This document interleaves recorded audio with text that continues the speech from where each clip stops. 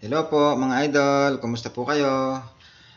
For today's video ay magluluto po tayo ngayon ng dal. Yan po ang ituturo natin ngayon o isi-share po sa inyo ngayon kung paano magluto ng dal. Discrimination lang po, kung kayo po ay hindi interesado sa aking pong tutorial, ay skip nyo lang po ang video na ito. At sa mga interested po at gustong matuto kung paano magluto ng dal, ay stay tuned lang po at ay just keep on watching at samahan nyo po ako. So una, nag, ah, nagpainit po tayo ng kawali, nilagyan po natin ng olive oil po yung ginamit ko at then inilagay na po natin yung ginger. Hiniwa po natin siya ng maliliit, yan. Then halu-haluin lang po natin sa medium heat lang po para hindi po masunog. Po.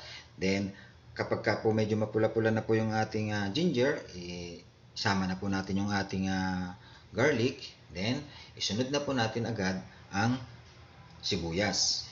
Yan. Okay. So, halo-halo lang po. Yan.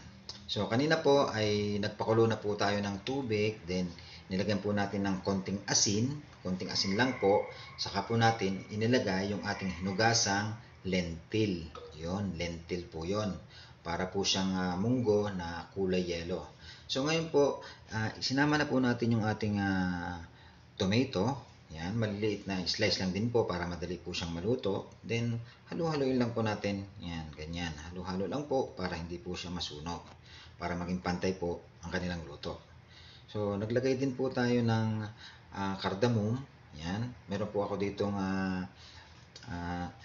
hindi naman po siya actually powder. Parang dinikdik lang po siya na cardamom. So, gusto ko po yung aroma niyan, kaya naglalagay po kami niyan. Yun po kasi ang usually ingredients dito.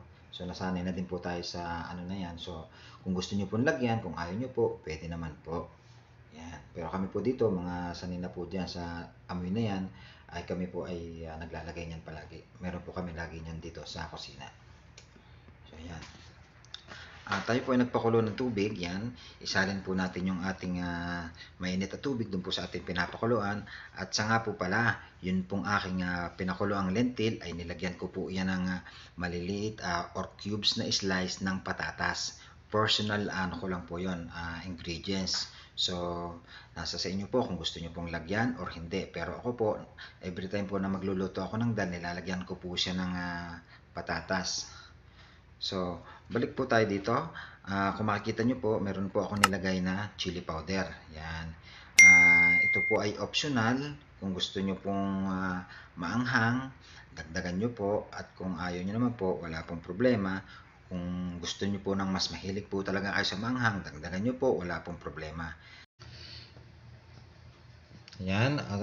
Meron po tayong ilalagay pa na tatlong spices. Ito po ay yung turmeric, curry powder, at saka coriander powder. So, isang teaspoon lang po na turmeric, isang kutsarang curry powder, at isang teaspoon lang din po na coriander powder. So, ayan. Gisa-gisa lang po yan. Gisa-gisa. Ganun lang po siya kadali. So, maglalagay din po tayo ng asin. Yan. In-estimate ko lang po yung asin kasi baka pumapaalat. Mas madali po kasing magdagdag kaysa magbawas. Ayan.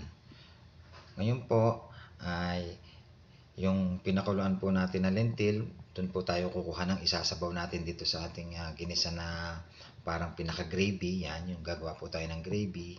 Then, naglagay din po tayo ng 2 dahon ng laurel para pampabango din po.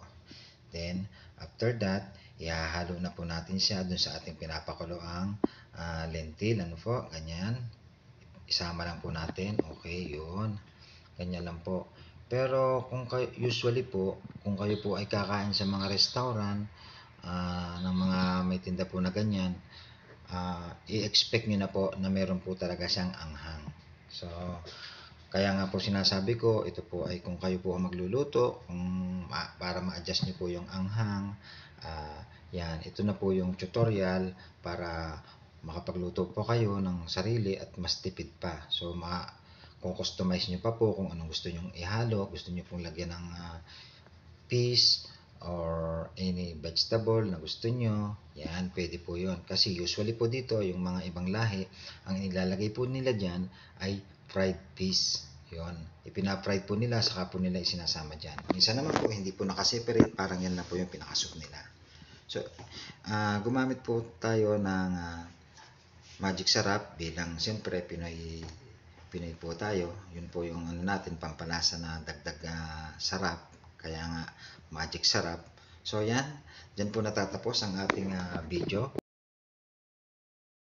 Ito nga po pala, nagdagdag po ako ng in-slice na maliliit na siling pula kasi parang medyo hindi po ako naanghangan at ako po kasi medyo mahilig po sa maanghang.